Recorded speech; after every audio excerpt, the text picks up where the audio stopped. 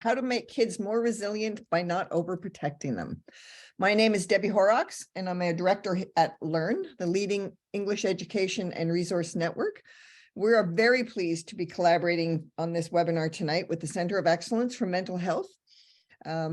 As just a few housekeeping things, this is a Zoom webinar, and therefore there is no chat feature.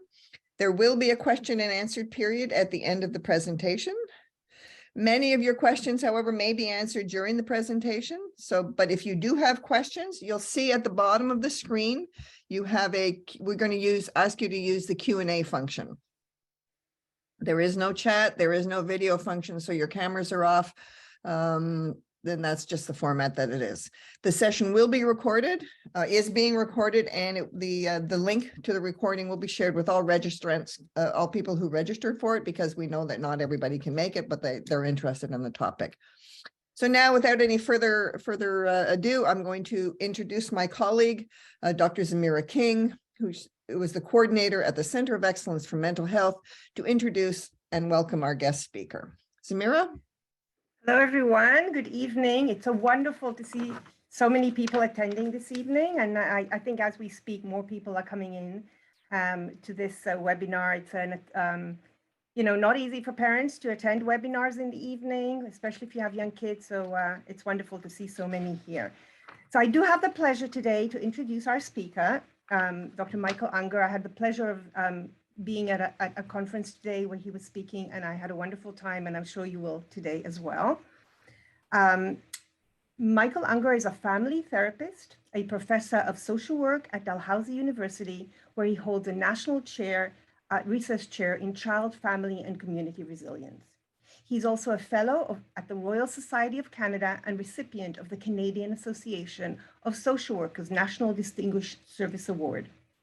Dr. Unger's work is internationally recognized for changing the way we understand resilience, introducing a more socially and culturally nuanced perspective. He has practiced for more than 25 years as a social worker with children, families, and child welfare, mental health, educational, and correctional settings.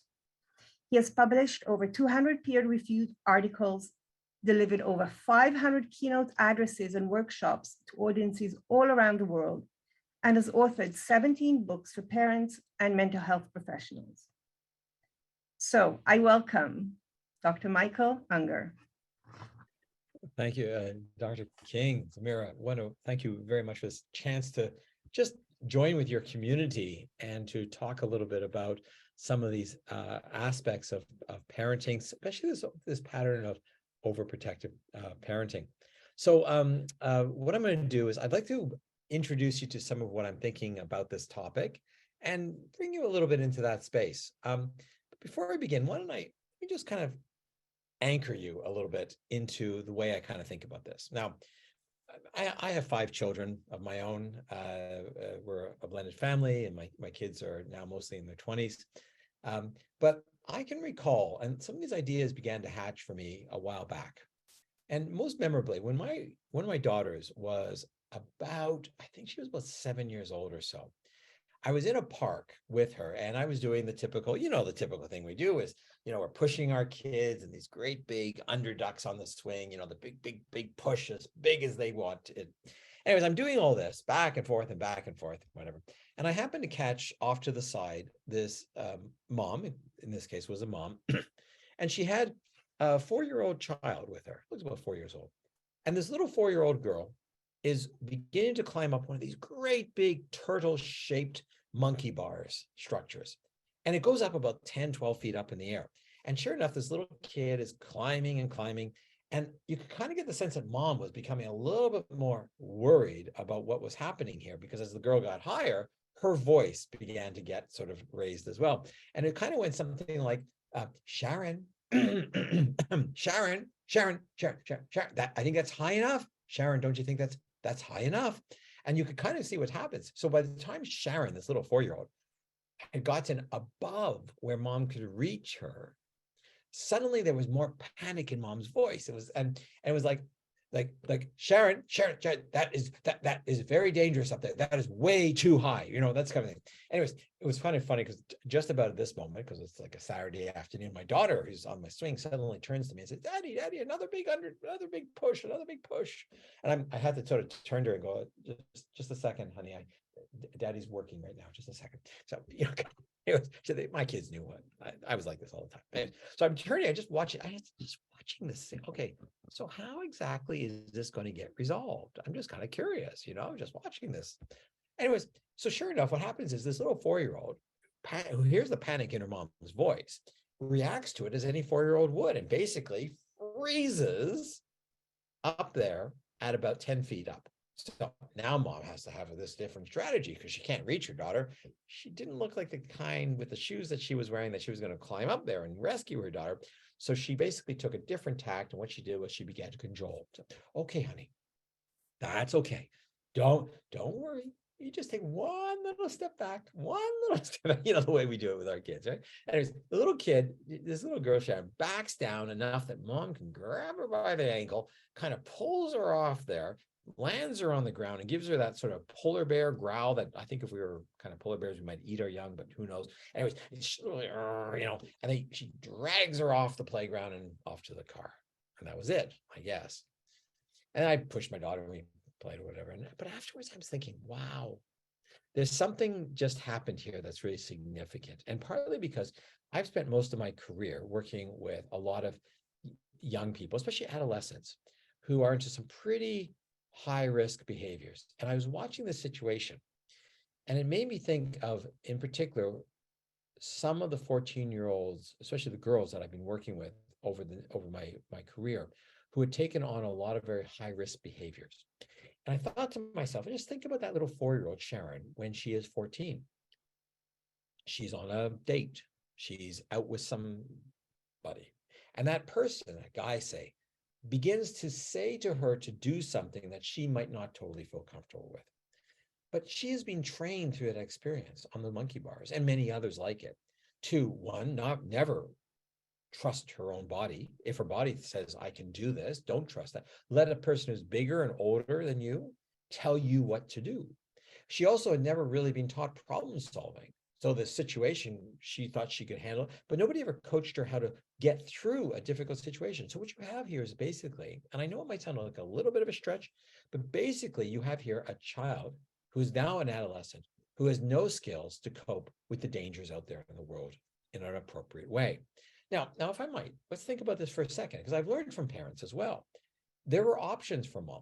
That mother could have said to her daughter before, as she's going up the monkey bars, I just look at the situation and it looks this is a pretty high thing to climb. I know you want to do that, so that's okay. But can you just convince me that you can back down? So like here you are at about 5 feet. Just show me how when you're all the way up there, you're going to be able to back your feet down. And the little kid would probably, I can back down and just watch me. Okay, I'm good. You seem to have the backing down really well. Well, keep going then. And the mom could have also asked her daughter, say, well, where would you like mommy to stand? Obviously just as a sort of a safety net for you. Where would you like me to stand? Here underneath you, or where would you like me to stand? And I can, by the way, guarantee you that if that was my daughter when she was 4 years old, she would have been up there at the top of the monkey bars and she would have looked down at me. And I said, where would you like daddy to stand? And she would have looked down and go to the car. Because that was just her. Like, her energy was, I'm totally independent and I don't need you. So, but none of that happened. So I want to share some slides here with you this evening to just kind of bring you into this conversation. Excuse me just a second. I just need to do that and share here and go full screen. And I really want to sort of use that example to branch into how we can actually help our kids and make them more resilient, but not necessarily by overprotecting them. That's really what I'm going with this. So where this starts, of course, with is I've got to kind of say what I mean by this word resilience. Now, I know for a lot of us, resilience means this kind of bounce back, this highly individual notion that I show personal grit, mindfulness, or something like that. But what the field is actually showing is that, and the science that I do all over the world is actually saying that it's a little bit more complicated than In other words, we are resilient, or we show resilience when the world around us helps us to become our best self. And that, of course, implicates you as parents, as caregivers in children's lives. So let me see if I can just sort of explain this well enough. When I travel around the world thinking about this, it's really interesting. I will meet kids who show a great deal of resilience, a capacity to cope with stress all over the world. And in fact, while I was sort of developing some of these ideas, I was in places like, well, this is actually outside of the UNESCO World Heritage Site called Angkor Wat in Cambodia. And this girl, who was never part of one of the research studies we did, but she kind of resembles a lot of the kids that I've worked with around the world. And she would probably, she's obviously about what, 10, 12 years old, somewhere in there. And she's looking after a younger sibling while her parents are probably either making food or being tour guides or something in this World Heritage Site. Now, if you were to ask her about her responsibilities for her younger sibling, she would actually say that, yeah, it would be nice to just be able to go and play after school and not do this. But she would also say that she understands that she's making a genuine contribution to her family, that she's contributing, that she's helping them, that she feels more adult-like with this responsibility, real responsibility that she has. Now, this is where I began to get some clues that children who are resilient have genuine responsibilities, feel like others respect them for what they can contribute, have opportunities to make decisions and problem solve. All of these things became foundation stones for the studies that I've been doing. The weird part of this was I would actually see a kid like this, but not this one specifically, in our studies. And then I would literally get on an airplane, come back to Canada, and I'd witness parents literally doing the opposite of what her parents had done. They would, everything was protected. No decision had to be made for them. In fact, you'd get the situations like, say, for instance, a child had to go to a soccer game and the parents would be packing all their gear, washing all their gear. In fact, the typical scenario, if you talk to most of the parents I know, would be that they would be madly dashing around the house to try and get the van packed up, to try and get some snacks packed, to get the water bottles made and everything else, also that their kid then can go play soccer or hockey or whatever it is of the activity that they're going to go to. While the kid sits in front of a television or some screen, gaming or doing whatever. It's like this totally missed opportunity to get the child involved in making a genuine contribution to the family. Now, I know it's people are going to say, oh my gosh, if I let my 8-year-old pack their own soccer gear or their own hockey gear or they would forget things. Oh my gosh, they'd never get it right. And my point is that it's extremely important that children hear I know this is a bit rude to say, but I'm going to say the 4-letter F word. Brace yourself. You're going to hear it. Okay, here we go. I'm going to say the 4-letter F word, and that is fundamentally that, look, children need to fail. Yes, I said it, fail, absolutely. But actually, what we're understanding is from the studies of resilience and this idea that children who have a chance to fail in age-appropriate ways and then fix their mistakes. So the 8-year-old who is supposed to be playing soccer gets to the soccer field and is missing the left shin pad, cannot play that day. You sit and they have to sit and they watch the other players play, or they figure out a solution and borrow someone else's shin pad if that's even possible. But the point is it's their problem. And I can guarantee you that the next time they have to pack up their soccer gear, they will, well, maybe not the next time, but certainly the time after that, they will remember to bring the shin pad. In other words, if we actually take the risk when the consequences are relatively low, to let children have those experiences, they are much more likely to grow up capable of handling more and more stressful situations. And that's just not my opinion. There's actually some studies coming out on this. And around 2018, a team out of Minnesota led by Professor Nicole Perry actually began to do studies on this. And what they had done was they followed children. So what they did was they brought in families with 2-year-olds. And they observed the 2-year-old playing in a laboratory space with blocks and toys and everything else. And they watched the parent one of the parents, either father or mother, hover and play with their child. And what they were looking for was patterns of this overprotection necessarily. So, for instance, if a child was stacking blocks, was the parent kind of hovering and telling the child, oh, this is how you do this? Or were they ever kind of admonishing the child, or were, okay, don't stack the blocks too high because they could fall over and hit you on your head. Which, by the way, just for the record, I don't think any 2-year-old has ever stacked blocks high enough to kill themselves. But nevertheless, I might be wrong on that. I just have never heard of such a thing. So they were rating the parents on this kind of hyper vigilance, problem solving, excessive monitoring of their 2-year-olds. And then they backed off and said, let's just see what happens. And then they revisited the children when they were 5 years old, and they found an interesting pattern that the children whose parents were more hovering were the same children who showed more anxiety, more reluctance to engage at age 5. And when they got back again and the child was 10 years old, they saw even more of this kind of hesitancy, anxiety, and indeed academic performance that was lower when controlled for IQ and other factors. So suddenly the story is that, all of this overprotection isn't actually maybe altogether innocent after all, that there might be some hard lessons for us to acknowledge, that our children are not getting well prepared for life when we overprotect them too early. Now, I mean, I literally go around the world doing studies, whether that's in places like Tanzania or Jerusalem or Southern Florida or Ireland or South Africa or Palestine or China, or indeed where I live in Halifax. And we begin, when you go around and you see kids in all these different situations, well, frankly, you begin to see a pattern.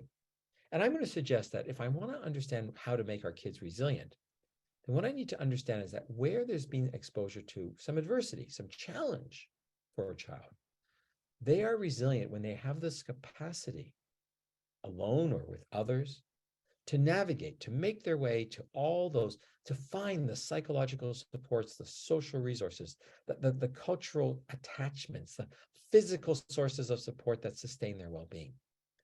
But it's also about their ability to ask for or negotiate with those around them to say, hey, I need to be given these resources in ways that I experience as meaningful to me. Now, I know it's a lot of words for a definition, but it's really just this. Our children are resilient when they can navigate their way to what they need and ask for what they need in ways that, frankly, make sense to them. So let me change the story here a little bit completely, right? So I was a while ago, I was also working with some teens who were in where I come from. I live in Halifax, so I'm on the coast, of course. And at one point, I was working with this family, this mom actually, and her teenage daughter. And the problem was that the teenage daughter wanted to go to the beach party, one of the local beach parties that was going to happen. And of course, if you don't, I mean, I'm assuming that most of you might guess what a beach party is. In different parts of the country, they have bush parties and keg parties and all kinds of other things. But this was a beach party. And there would be probably unsupervised drinking, drugs, sex, whatever else, okay? The nightmare for a parent to even think about. So this mom says to her 14-year-old daughter, look, I'm anxious about this. I don't want you to go. Please, you're not going to go. This is just way beyond your age. You cannot go.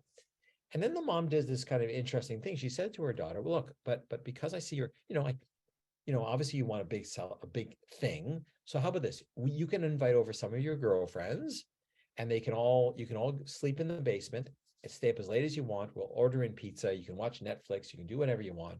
And I won't even come down. Okay. And instead of going to the beach party.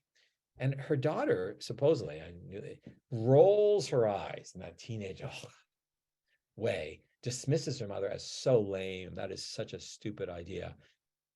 And runs away for the night, basically, and goes down to the beach party. Putting yourself at terrible risk, I might add. Now, coincidentally, and I just want to make sure that, I don't want to take credit for this because I don't think I'm that bright, but coincidentally, a few months later, I was with another parent and her daughter was about the same age. I think it was maybe 9 months older. And her daughter wanted to go to a beach party as well. And the mother in this case says to her daughter, look, I get it. I went to beach parties too. I don't think you're quite ready for that because you're still only just turning 15. But how about we make a deal? When you turn 16, conversation, then we can talk about beach parties. Okay. Now, in the meantime, though, I get the sense that you want to be older. She got it, right? So what she did was the mom offered her daughter a substitute. She said to her daughter, look, how about this? I know that there's a great big concert, an outdoor concert coming up. And it's like, I know the tickets are like $80 each. But how about this? If you pay half the ticket price, I'll give you the other $40 and I will let you fill my car up with your friends, and I will drive you the 3 hours to where the concert is taking place. And this is even better. I will not go into the concert with you. I will drop you and your friends at the gate to the concert. You will go in and I will pick you up 12 hours later. I will go sit in a Tim Hortons. Just thought this parents was like, this is stunning. Anyways, this is what she did. And of course, yes, I know that you're probably, maybe this is turning people, oh my God, it's getting me nauseous just thinking about my kid, my 14, 15-year-old in a big concert like that. But the truth of the matter is that those venues are so well supervised that, basically it's a safe risk. It's age appropriate risk.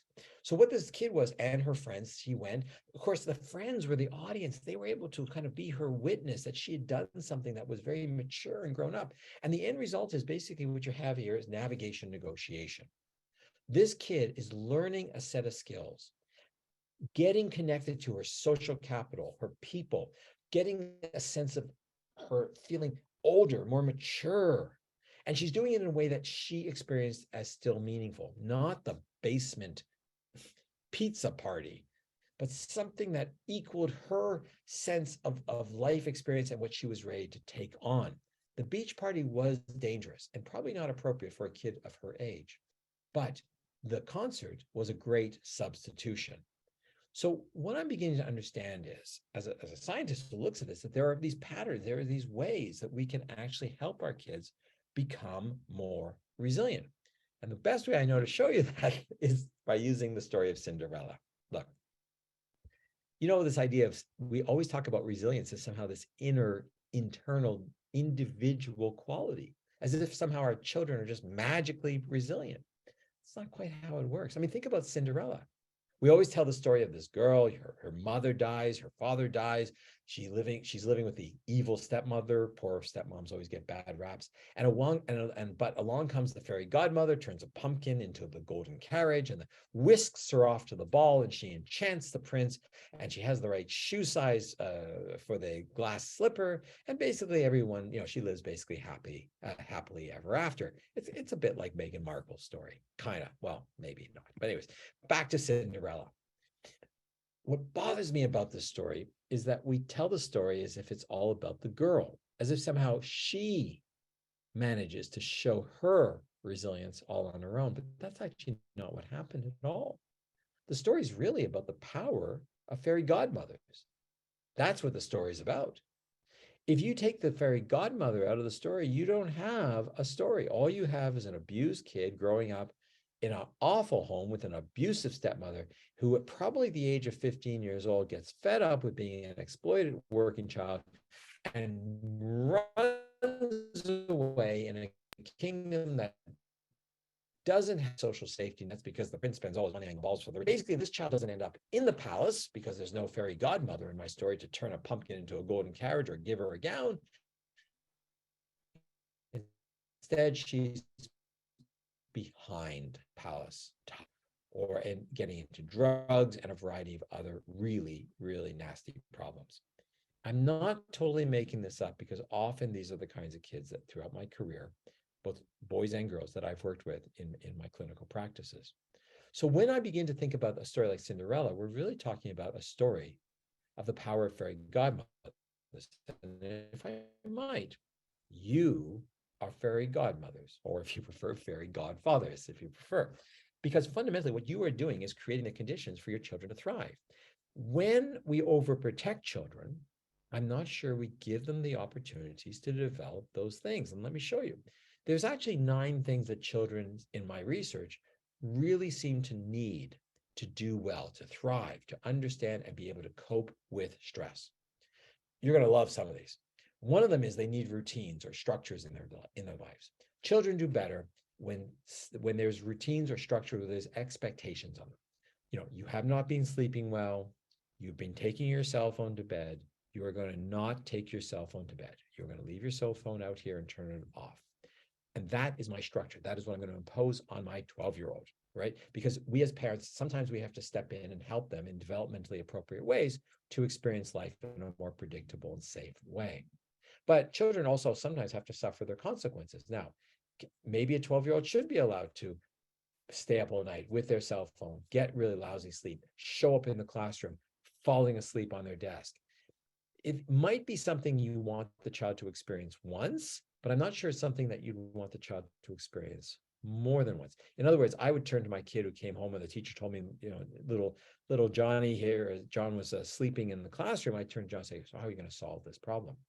And in other words, develop a strategy with your child to say, okay, do you have a solution? And if you don't have a solution, then I'm going to have to help you find that solution, right? So consequences are really about not punishment. They're often about giving the child in an age-appropriate way an opportunity to fix their mistakes. I always love it when young siblings are fighting, you have a 3-year-old and a 5-year-old who are arguing and hitting each other and everything else in the family room or whatever. And so you say, okay, look, separate, go away, that's it. But I see so many parents will make this small tactical error. They say, you cannot be in the same room for 5 minutes or 10 minutes or whatever. And in some ways, we have taken all the control away from the child.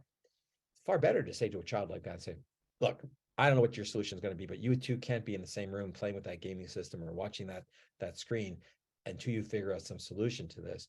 I don't know how long it's going to take you to calm down, but basically go off to your rooms, or I'm going to have one of you go off here and the other off there. I'm going to turn off that screen and away you go until you come up with a solution. Now, if the child literally spins around and says, I got a solution. No, I don't think I need a few minutes myself to calm down. So you're going to go and just take a few minutes, catch me, and even just catch me in a minute or two when you think you have a solution.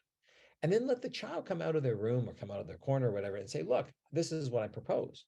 And if you think it's a viable and it's a good solution, then great. I've actually found that many times children will come up with solutions. Like, for instance, we'll do this, we'll share, or I'll have this, I can use the game for this long and then she can use it for that long, or something like that. And if the solution they come up with is not going to work, I wouldn't agree to it. It's a negotiation. But the point is that we do better, or our children learn, when there's structure and there's real consequences. That girl watching her younger sibling in Cambodia understood the real consequences of her attention being diverted away from her sibling. She understood that she was really needed, that there were consequences to her actions. As a consequence, what we know is that those kinds of kids grow up to actually do much better in life. They understand, they can handle stress. And right now, I got to tell you, there's a lot of children coming out of very, very overprotective homes that are arriving university unprepared. Children over the age of 18 to say, and I actually had this once happen in the program I was teaching in, where a parent called and said something about the child's mark being too low. And I said, first of all, the child's 18. So I said, I can't even acknowledge that your child is in my class. There's privacy. I can't tell you that your son or daughter is in my class. I can't even answer this phone call. I don't understand where we'd even have a conversation. Because what if the child is not actually in my program? What if the child's lying to their parents that they don't actually attend university? They're taking their money and going down to Baja and spending it on booze. I don't know, whatever they're doing, right? So there's this kind of sense that, I think parents have overstepped. I'll tell you another one. In my university, we have a rule that parents have to leave the dormitories after, I think it's now 2 weeks. Yes, I said that. Parents have to leave the dormitories after 2 weeks. There's so many parents were breaking the rules about staying with their child in their dormitories just to get them settled into school, that it was literally becoming a problem. Parents are writing kids' papers for them in the university. Plagiarism is no longer a problem for professors. The problem now is that parents are writing papers for their kids. I'm not making this stuff up. This is the new world, this terrain. So whether or not, when we think about all this, chance of not giving children enough structure and consequences when they're younger, there are consequences, or there are things that we're doing and we're not helping them later on. Now, by the way, we also know that children do better in life when there's a strong parent-child connection. Absolutely. But that's not the only thing they need. They also need lots and lots of other strong relationships. I love it when I see kids kind of, connecting with others. Like I always say, children need to talk to lots of strangers. Okay, not the really strange strangers, but like kind of strange strangers, right? They need those experiences. I used to love it. My daughter, when also around the age of 7 or whatever, she'd watch me go to Tim Hortons, practically every day and get the same order, tea with milk, whatever. And so what I would do is, rather than going through the drive-through, I would pull up to the front of the Tim Hortons. You can, big windows, and I would give her a toonie, and I'd say to her, "Go in and buy me my tea." Now, what could possibly happen? I can see in. There's cameras everywhere. Like, what could possibly happen? So she goes in, she stands in line, adult, 7-year-old girl, adult, that's right. She goes up, she has to talk to the clerk, she has to learn the skills to ask for an order. She puts the toonie on, she brings my tea. Yes, it's a hot tea. I guess she could trip and kill herself or whatever. I don't know if that was a real thing or whatever. So she's learning about hot liquids, she's preparing the tea, she comes back. And then it was really fascinating because she very quickly learned something else about life, that she could scam her father, because the tea at the time was only about $1.65 or whatever it was. And of course, I would never get my change. And instead, my daughter had quickly figured out that she could buy 2 Timbits with the change. So she'd order me my tea, and knowing that she was getting some change, she'd get a couple of Timbits and then basically prance back out chewing on Timbits. Now, I didn't mind being scammed. I figured it was a fair swap for the service and the delivery of the tea. But my point is that in that moment, I'd given my daughter this opportunity to actually learn some of the skill sets that she's going to need. So encourage our children to talk to lots of strangers. Leave them at the hockey rink when it's a practice and the coach is looking after them. Go and have a coffee, go and visit a friend, go get some exercise yourself.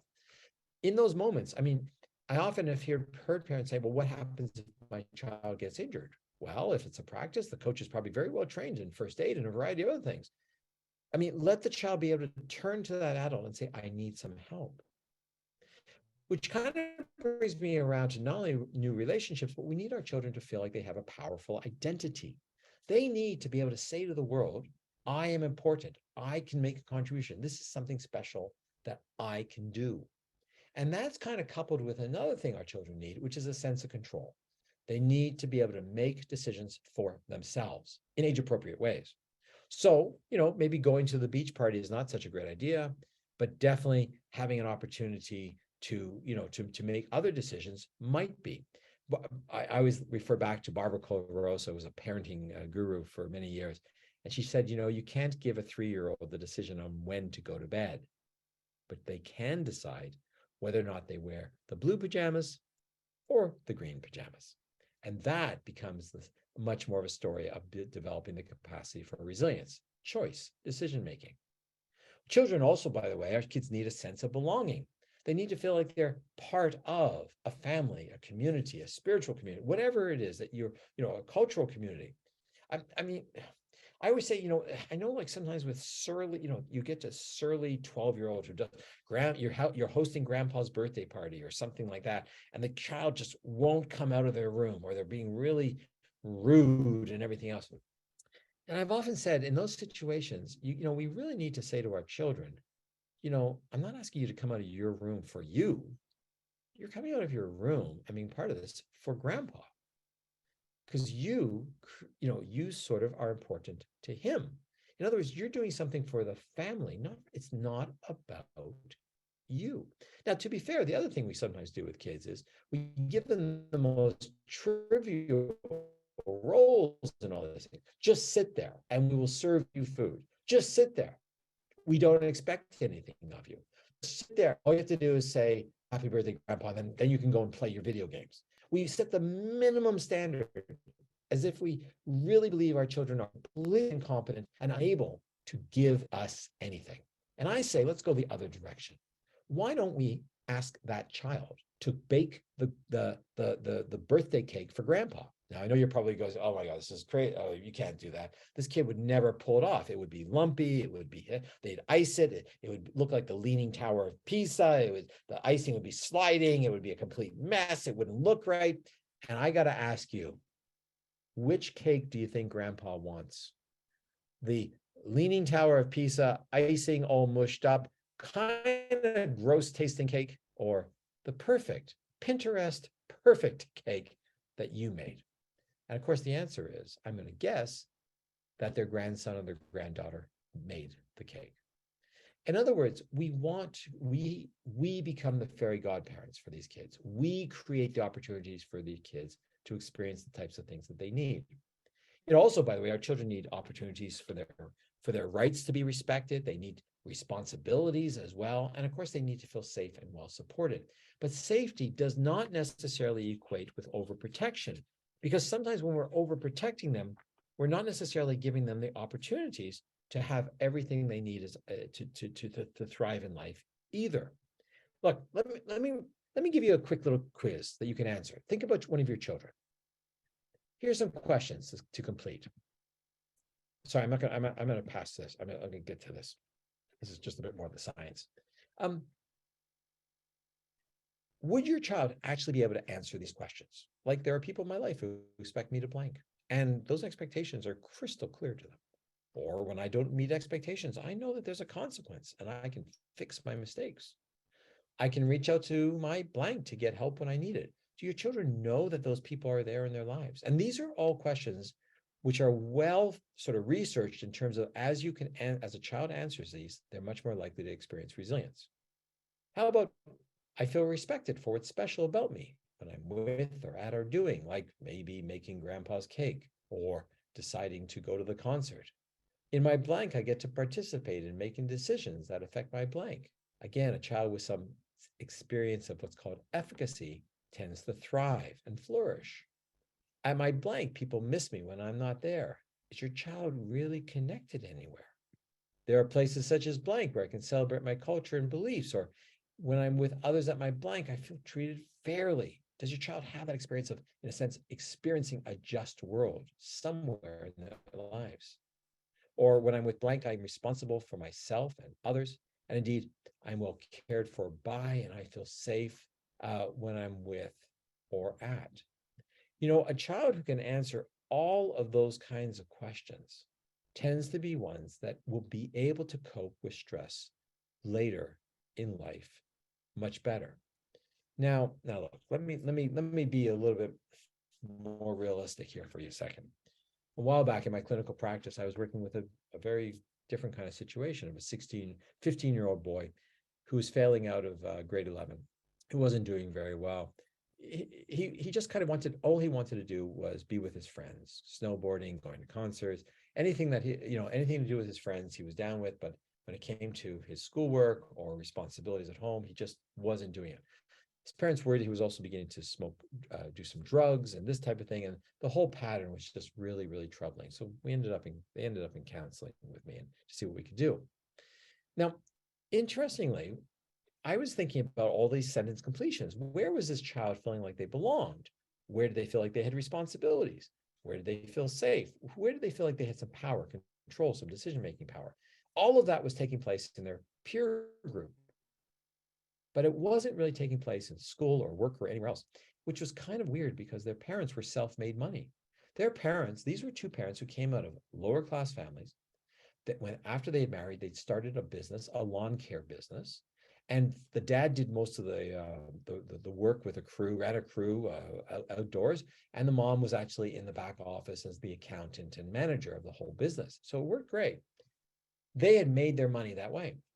So it was kind of an interesting one that when I said to them, I mean, when you were growing up, did everything just get given to you? Like you're giving to your son? And they, oh, no. And in fact, there was another one of these concerts coming up that the kid wanted to go to, a stadium concert.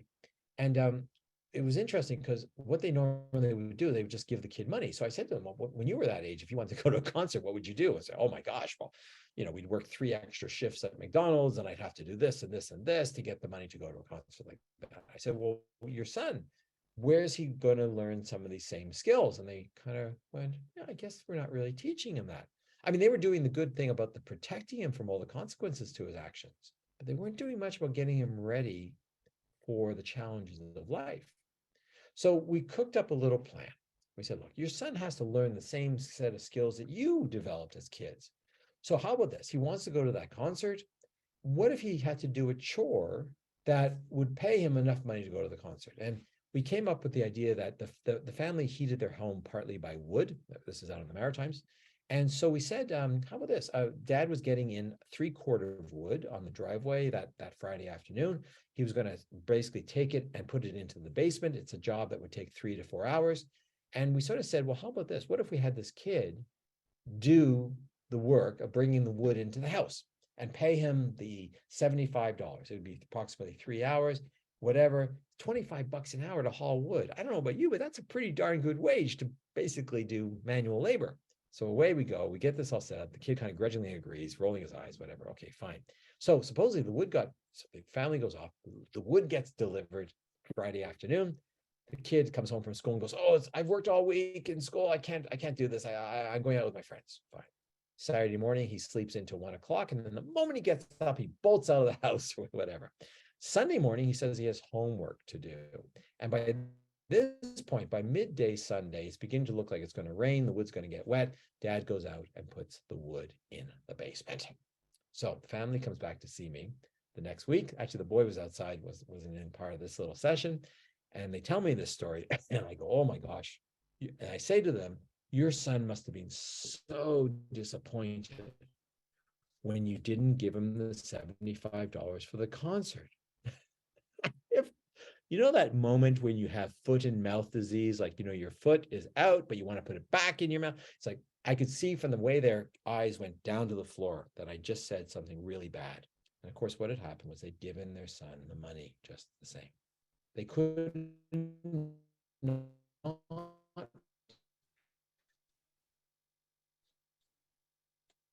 bring themselves to deprive concert and not long in the cap. He lost his school year.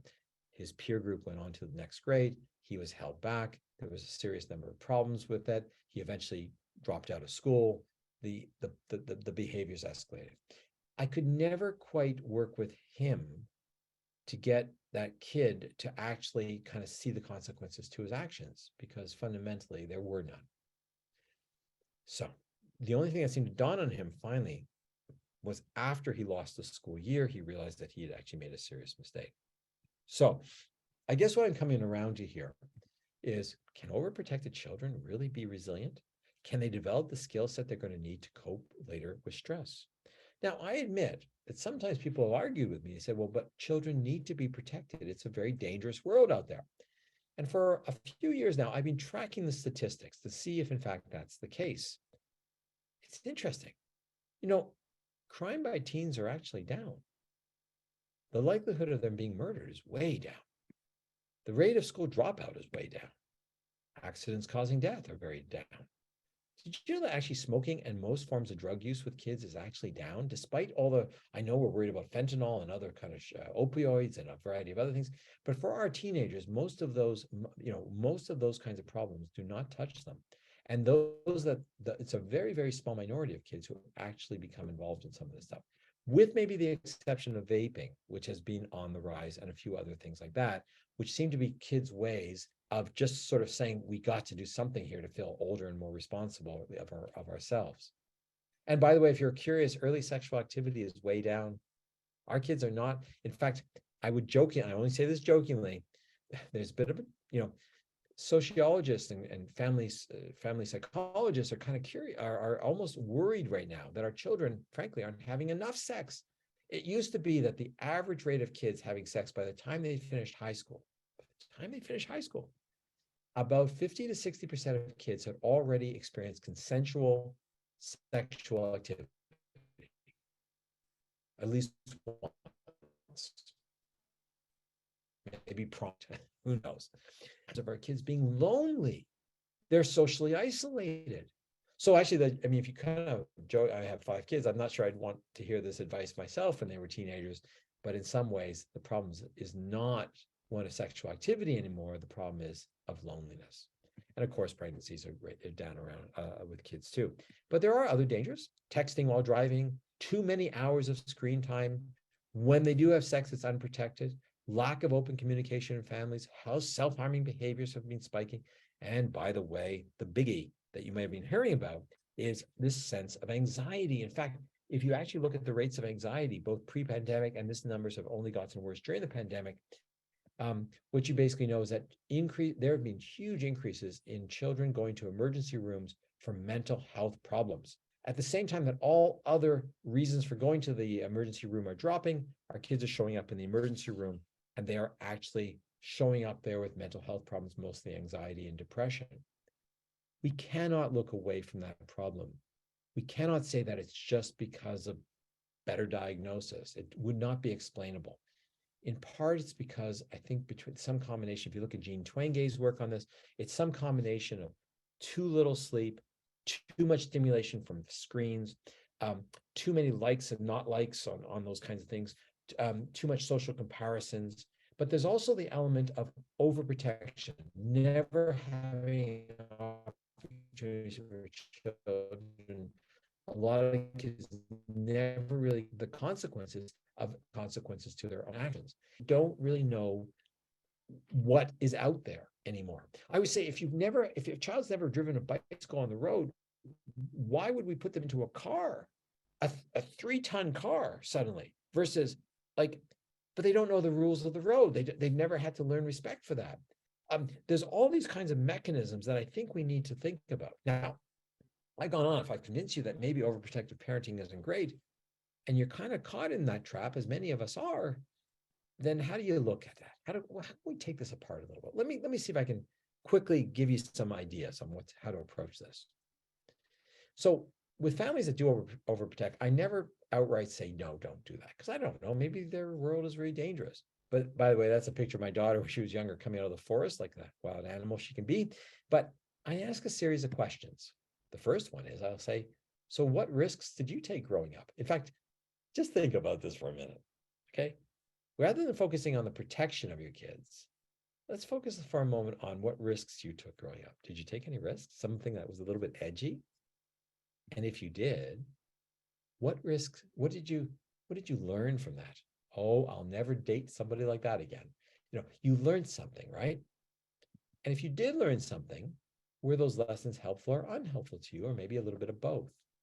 Okay, so we've established that some risk taking in your life may have taught you some lessons. Now, here's the question I always ask parents. How's your own child going to learn those same life lessons?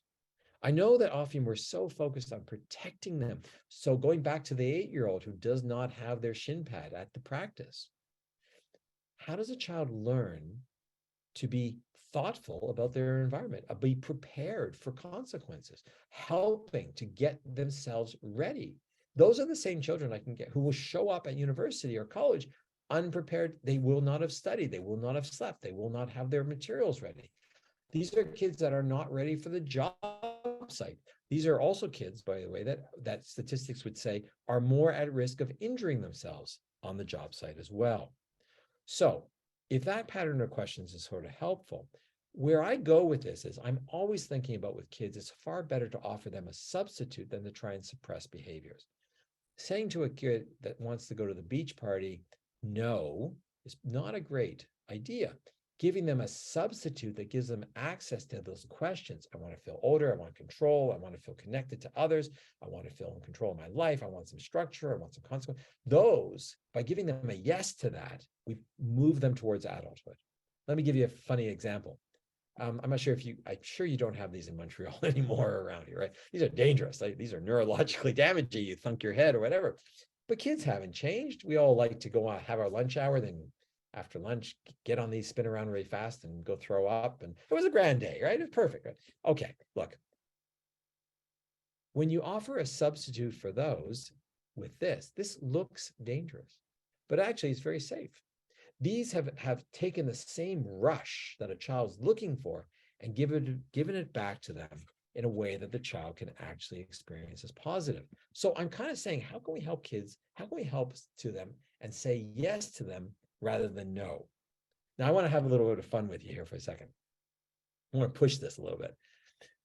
I came across there's a school actually, which got some press in New Zealand that I think has a lot to teach us about the capacity of our children to take risks and actually keep themselves somewhat safe.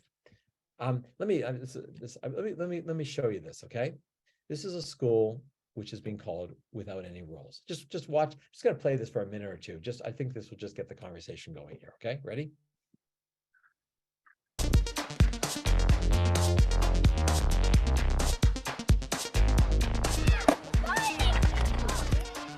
Here, on the outskirts of Auckland, students as young as 5 do whatever they want in the playground.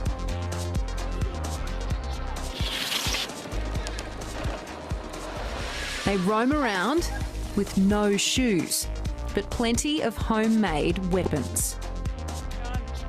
They climb as high as they can, and often higher. Not in secret, but blatantly. Proudly. These kids don't care who sees. And there's basically no rules. Yeah, there's no rules, basically. Before school, the kids make the rules. Wait, please! Yeah! But in the 2 40-minute play sessions after forced food breaks, anything goes.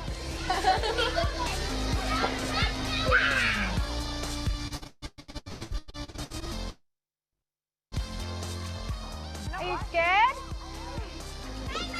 I'd be scared. You would be scared because you might be too heavy. Oh, thanks.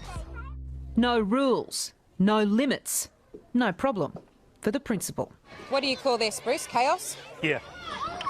Organised chaos. Doesn't look very organised No. to me. This looks a mess, Rosie. To me, it looked dangerous. And don't you worry when they're climbing up high and... I always say to people when they're looking and they see, oh, a kid might get hurt, I say, don't look. That is very, very high. Don't worry if you don't Pause look. it. You can watch the rest of this if you Google that out. But you know what I can tell you is there's actually some good science behind this. Is that children who are left in these kinds of riskier situations will actually self-regulate. They will learn to keep themselves safe. Now, there's some limits on this. I'm not going to let a kid bicycle without a helmet. But there is something about letting kids climb and to do some of these other things where the child then begins to learn their own ability to keep themselves safe. And the science is on the child's side on this. So while this might look kind of crazy in one level, it actually has some good reasoning behind it. Now, so what this kind of brings me around to is that I think if we want children to develop the skill set, so we want to stop looking at protecting them and cocooning them and snow plowing in front of them. What we want is a child who can function well and look after themselves in stressful situations. If that's partly our goal, to raise a competent, caring citizen of our communities, then we're going to have to start putting in place opportunities for children to have those experiences. I mean, I'll give you a quick little short sheet of some of these ideas, and then I'm going to open it up for some questions here. But failure is okay, right? As long as kids have the opportunity to fix their mistakes. I love giving kids little work opportunities, paid or volunteer. I even like to give kids dangerous toys like knives and scooters and makeup kits, whatever. I mean, give them things that they would experience as signs or rites of passage into adulthood. Again, each cultural space, each community has certain norms or standards, whether that's riding the bus or having a pocket knife, that we all decide what is appropriate. We need kids to be able to navigate their communities, to get out there and do the things that they're going to be able to do. They also have to have those bodily experiences, celebrations of puberty, first love. I mean, you want kids to sort of understand that their bodies are changing and those bodies can do certain things in safe ways. And of course, outdoor challenges are great too for kids, wilderness trips, extreme sports, or whatever. Look, My point is that we, as their fairy godparents, can create opportunities around them so that it's not just about being protected, it's also about getting the building blocks for resilience.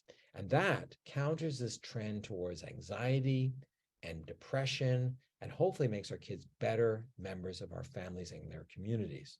Because ultimately, we want our kids to get dirty. We want our kids to just be out there in the world. We don't need to sanitize so much. And in fact, after the pandemic, and pandemic is being completely different, right? We did need to sanitize. Now that we're post-pandemic, it's going to take some effort on our part to remind our kids that the world is not a germy, dangerous place necessarily. It's also a place that they can touch and be dirty and get back into life. And a child that has those kinds of experiences, this, by the way, is my daughter plus some of her friends playing on the mud flats outside of in Nova Scotia, where we have the highest tides in the world, 14 meters high. And, that's what you want. You want to see kids getting muddy and dirty. Okay, I'm going to pause there. I hope in some small way that I've convinced you that maybe overprotective parent needs to be balanced by giving kids the opportunities to build their resilience. And that somewhere in there is the right formula, so that we're not just thinking about protection, we're actually thinking also about building the kinds of kids that we want to build. So on that note, I'm going to pass back to the organizers, Dr. King and others, and say huge thanks for the invitation. And I'd just be very curious if people have questions or comments on what we've just been chatting about. Thank you very much, Dr. Unger. Good evening, everybody. My name is Bobby Varianzas. I'm a member of the provincial resource team at Learn. And I would just like to take a quick opportunity to thank Dr. Zamira King for joining us this evening, and especially for Dr. Unger for his wonderful presentation on how to make our kids resilient. That 4-letter word, I think that is a very good word. I would like to thank also all our participants who have stayed with us this evening, because we have had a little bit of lagging, unfortunately. Thank you for sticking with us. We will be sending out the video to everybody who has participated, so you'll have it and you'll be able to listen to it with a transcript, I believe. But for now, we would like to offer the opportunity for our participants to ask questions. So if you're able to see in the chat, you are able to plug in your questions, and Dr. King will be able to go through them so that we can ask Dr. Unger. So please go ahead, and perhaps Dr. King, if you could start with the ones that are there. Yeah. Thank you. Yeah. Yes, there was a little bit of, I saw your face, Michael. You look a little bit worried. There was some lagging, but I think the message came across loud and clear. Oh, I'm yes, sorry about that. The general idea was there. I think we do, we will have to sort of, there may be little things missing here and there, but I think most of what you wanted to convey, I think, came across. So I have a couple of questions from that are related to the fact that these parents are asking, is it too late when their kids turn 10, 11? Can we reverse the effects of overprotection? What do we do if we haven't been doing this for a few years? Yeah. Well, the good news is that I think there's plenty of evidence that we can. So it's just, but I mean, don't be surprised if the child themselves is the one resisting, of course. But I do think we can do that. I always say earlier is better, but it's never too late. So you can introduce into the child's life an opportunity to bake the cake, to take some responsibility, to get themselves to school, to pack their own gear for that activity, to, when something messes up and they haven't prepared for the piano recital that they were supposed to do, for them to talk to their teacher and their coach or whoever. I mean, there are so many magical moments in our children's lives that we can download to them so that they develop the life skills that they need. I really do think the onus is if we become their coaches and guide them into those experiences rather than us taking the responsibility. And that can start at age 11 quite easily. A simple way to approach that is to look at the 9 things that I talked about earlier and to start offering the child some of those 9 things. Not all of them, maybe give them an experience of control. maybe give them a bit more structure, maybe give them a chance to talk to a stranger, that type of thing. Each of those little moments will, I think, prevent anxiety down the line. Yeah, I agree. I mean, from my experience too, it's never too late, right? Maybe a little bit more effort is required, but it's never too late. So Vicky has sent this comment and question. This might be discussed shortly, but the video reminded me of growing up in the 80s. I guess when people were less overprotective, right? What happened to us between then and now that we stopped trusting our children and society to be safe without us watching them? You know, it's fascinating. They've actually done, there's some wonderful studies, one quite famous one out of the UK. They actually looked at children's, like the zones, the number of kilometers from their home that a child was able to wander over the last 50 years. And the circle gets progressively from like kilometers away down to meters away from their front door. So something has happened. People who are sort of looking at this have speculated there's a number of things. One, smaller families. So I think we just have, I mean, there was no way if you had 6 children, you could go to every single hockey practice of your child. Whereas now, if you have 2 children, maybe you can. We also find that people who have, actually, this is kind of odd, but more money tend to be more protective. It's like the insecurity that comes with wealth. It's an interesting, you think with more, you would be less, but actually it's not quite the way it works. There's also speculation that we've entered the 24-hour news universe. If a child is kidnapped anywhere in the world, it feels like it's happening. The way the news cycle is, they talk about it like it happens right here in my community, but it isn't. Even, and the statistics were blindly bad at interpreting them. I mean, the chances of your child being kidnapped, for instance, is far less now than 30 to 40 years ago, especially by a stranger. By the way, just to let everyone know, Zamir, you know, there are literally hundreds of thousands of children who are kidnapped every year in Canada and the United States. Right? There's like hundreds of thousands of kids who are kidnapped. I'm not making that stat up. It's actually true. And 99.9999999% of them were kidnapped by a family member, right? Because of post-divorce problems and everything else. It's extremely, extremely rare that a child is removed or taken for any, you know, by somebody that the family has not authorized to have their child. And yet you sometimes get the sense that this is something that's getting worse, not better. And in fact, the numbers have been dramatically going down. Now, some people say, well, isn't that because we're overprotecting our children? Potentially, yes. But it's also because, frankly, we have, you know, kids have cell phones. They have ways of being monitored.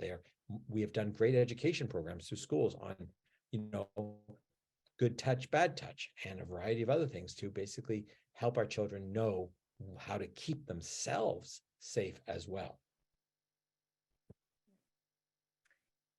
We have another comment from Katena. She said, interesting topic, but I think it's very hard to balance the protectiveness and the openness.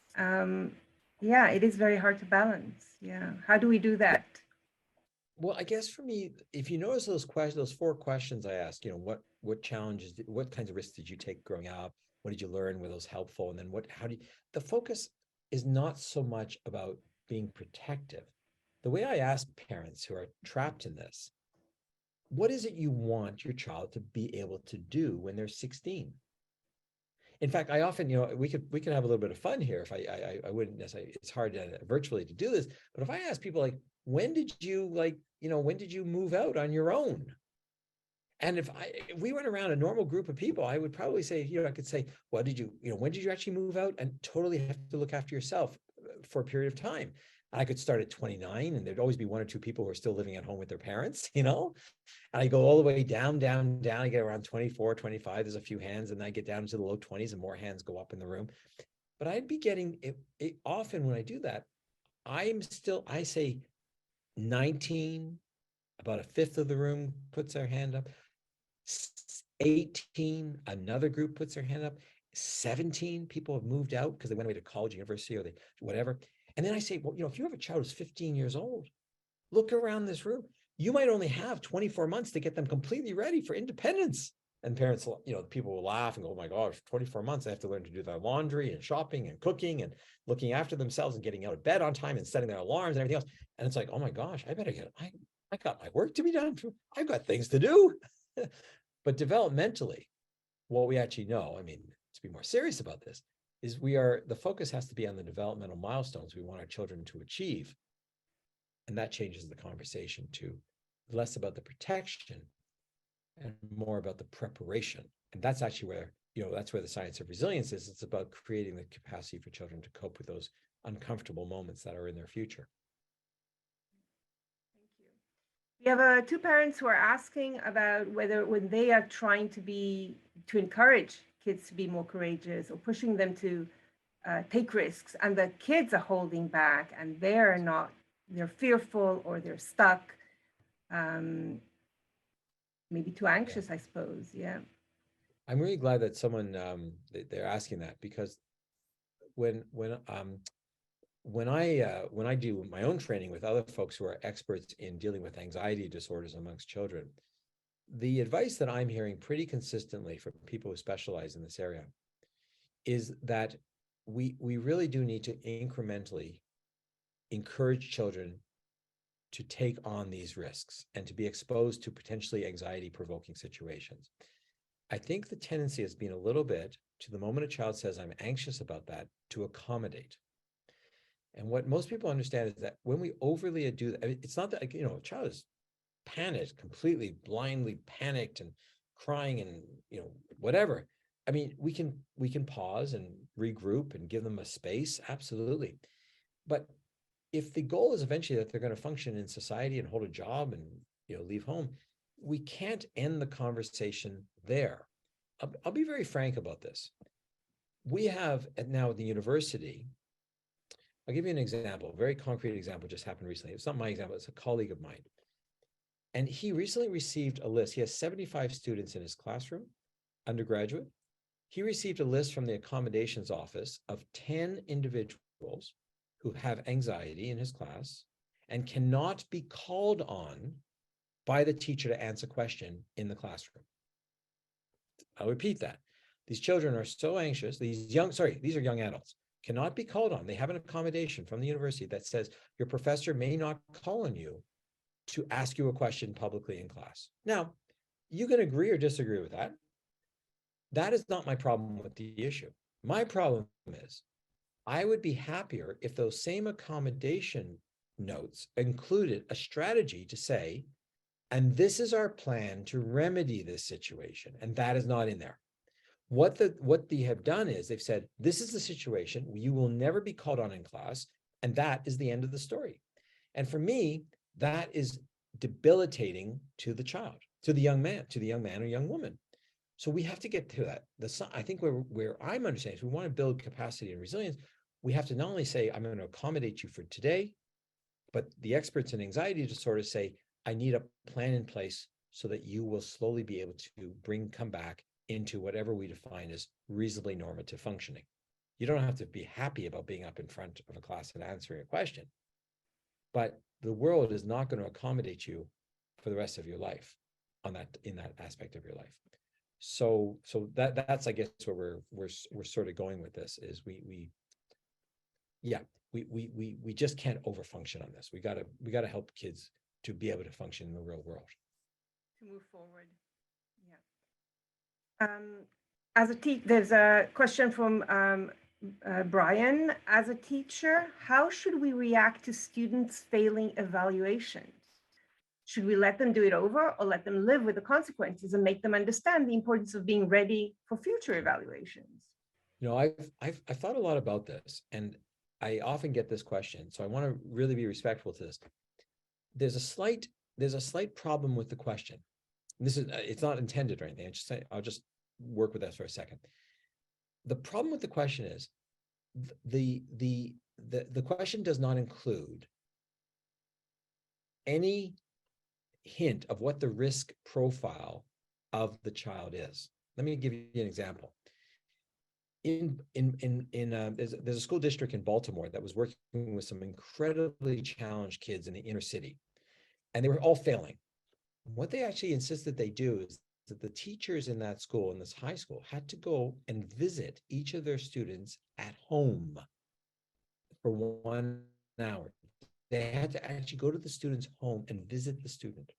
And the idea was that they would actually see what the student was living. So if the student did not hand in an assignment, and they could say, well, look, that kid's living in a home.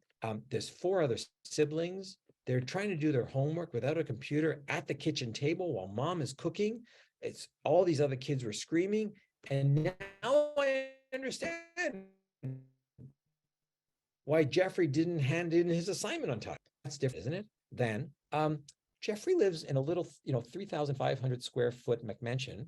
He has a computer, a gaming system, his own television, et cetera, and he just decided that he wasn't going to do the assignment on time, or he didn't put the work in.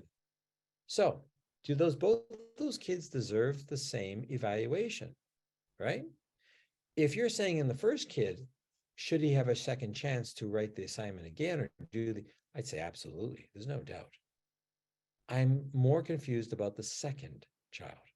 If that child had every advantage in life and his approach was, I don't really care, no one's going to bother me about this, I don't think that's healthy. And I think the failure is more important than the opportunity to pass a second time.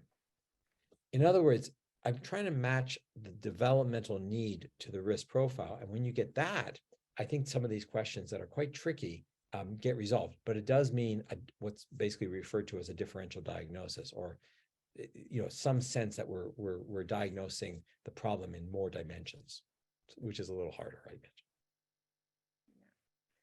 So here's a comment from another parent, anonymous. My child's school introduced so many restrictions in their schoolyard that my son no longer wants to go to school.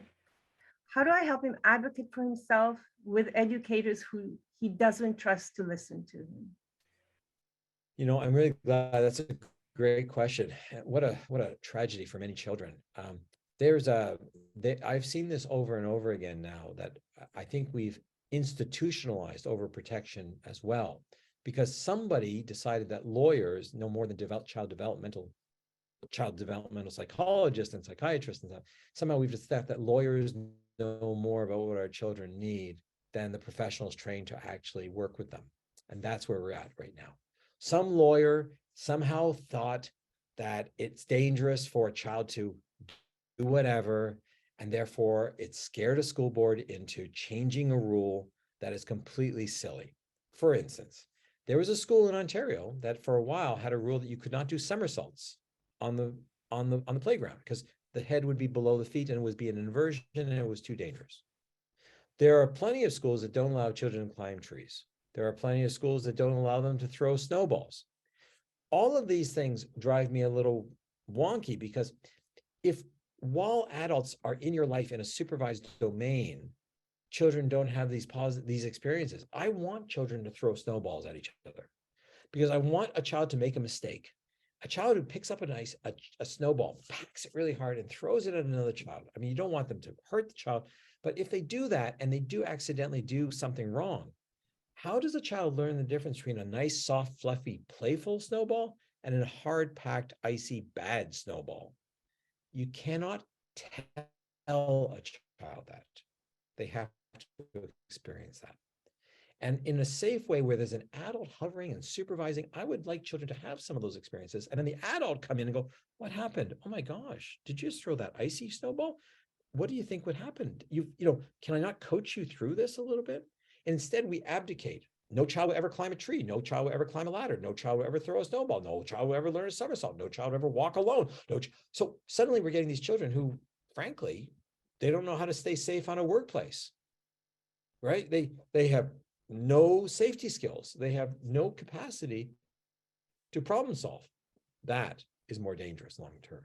And yet we seem to be deferring to the lawyers to tell us how to raise our kids, which I don't think is a great solution to this. So yes, talk back, advocate, and perhaps argue that there's very little science that would support such silly rules on the playground. I mean, there's really no science that says these are good ideas. Good thing to play. Yeah, and the next question is about media. This is actually a question I get a lot as well from many parents.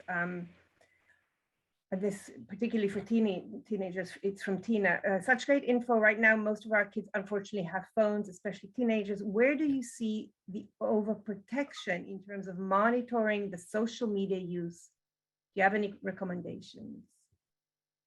And I know I'll add to that. So I know a lot of parents, they monitor the chats, they monitor what's happening with younger kids. And then at some point when the kid, is in their teens, they feel like they're invading their privacy, right? It's different between an 8-year-old and a 15-year-old. Yeah, well said. I mean, this is really every cultural space, every society has to train children to deal with the risks that they are going to be exposed to. Whether I'm in Cambodia or in a remote community in Northern Canada or in an urban environment like downtown Montreal, children need the set of skills that they're going to need. And unfortunately, navigating the internet safely has now become one of those skill sets. So while I would love to tell you that, yes, go ahead and monitor, but at some point you're going to have to let your kid, I don't know what the perfect age is, whether it's 8 or 12 or whatever, but at some point we do have to let our children, have their freedom to be online on their own. And at that moment, hopefully we've been having conversations with them about what is safe surfing and all the other dangers of texting and sexting and all the other things that we got to have these conversations with them about. I am a bit anxious if we try and monitor or restrict too much, that children, then we just fall back into the idea that what's the very first thing that they do when we take off the parental controls? What sites they're going to go to, right? Because it's been so withdrawn.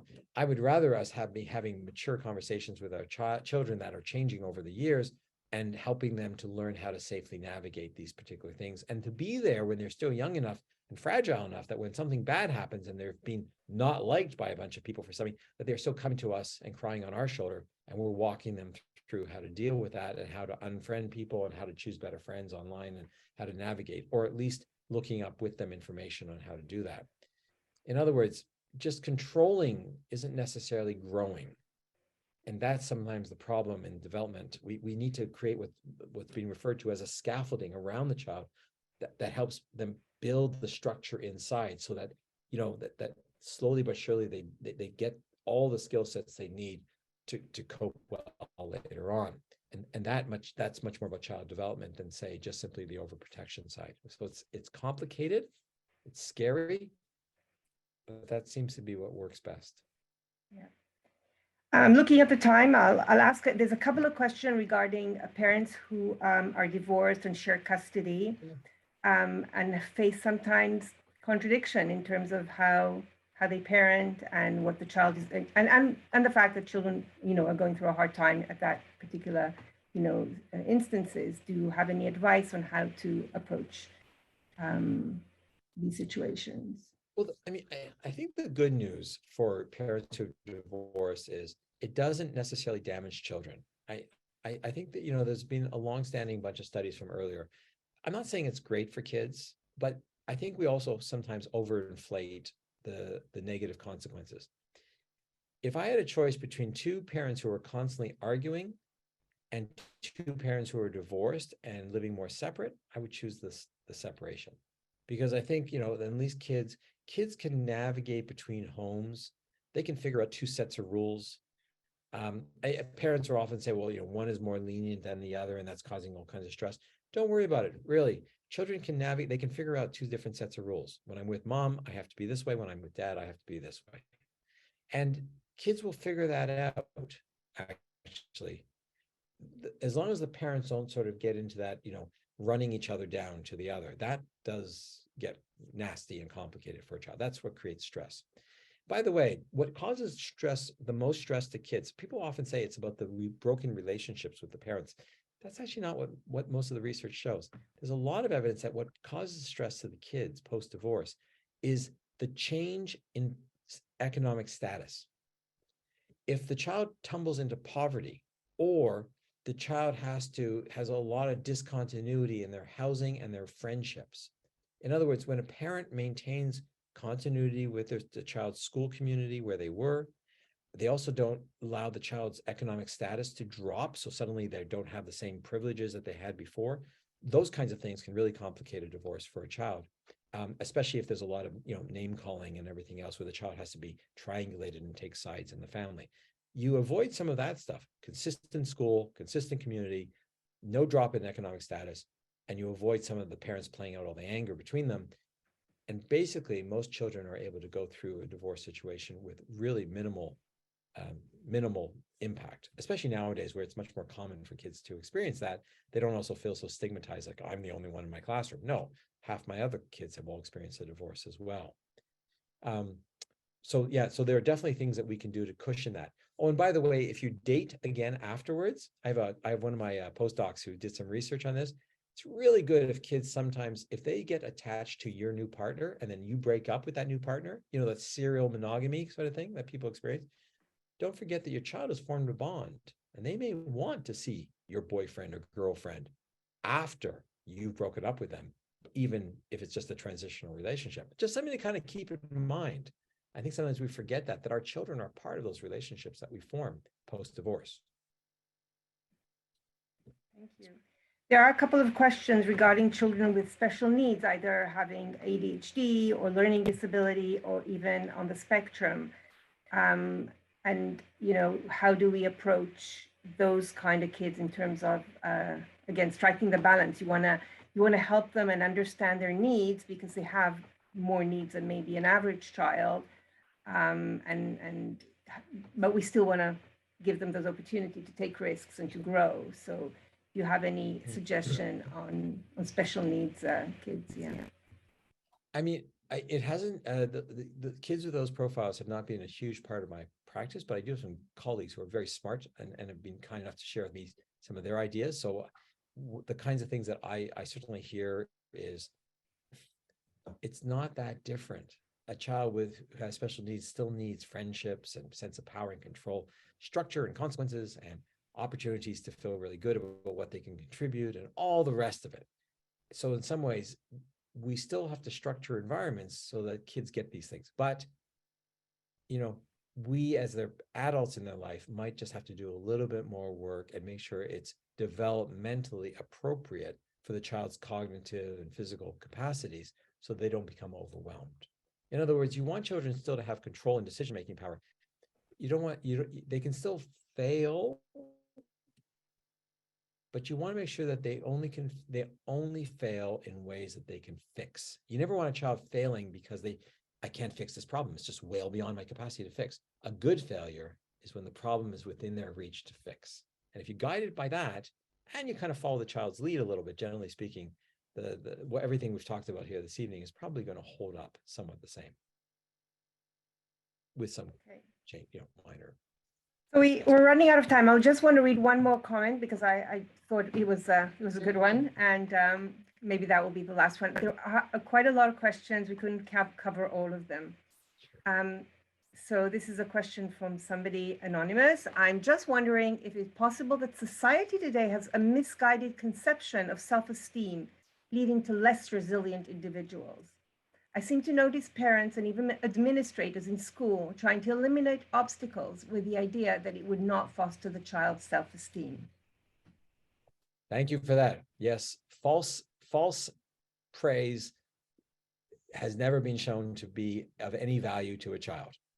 Those, I want one day, Zamira, maybe one day you were going to send me a study. I'm going to find a study that says, those, you get the certificate, you're the child of the day certificate, and every child gets one eventually. And like the only thing they've done is breathe. I'm the child of the day because I was here breathing. That's my accomplishment today.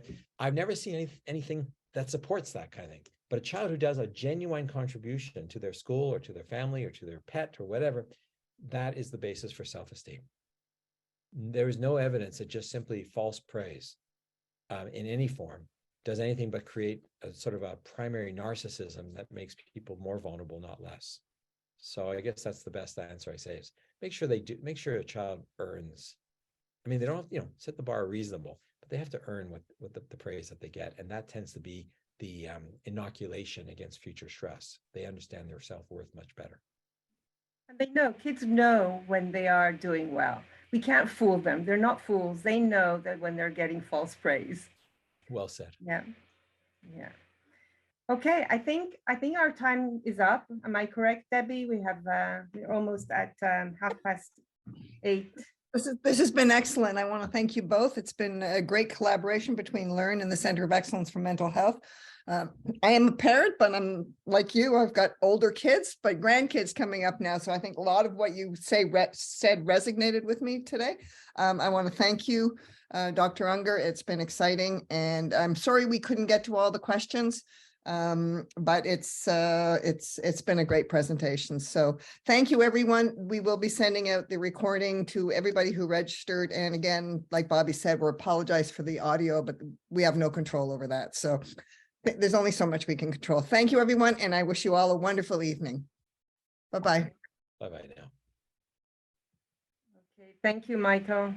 You're very welcome. Very welcome. Real pleasure to join you here this evening. See you tomorrow.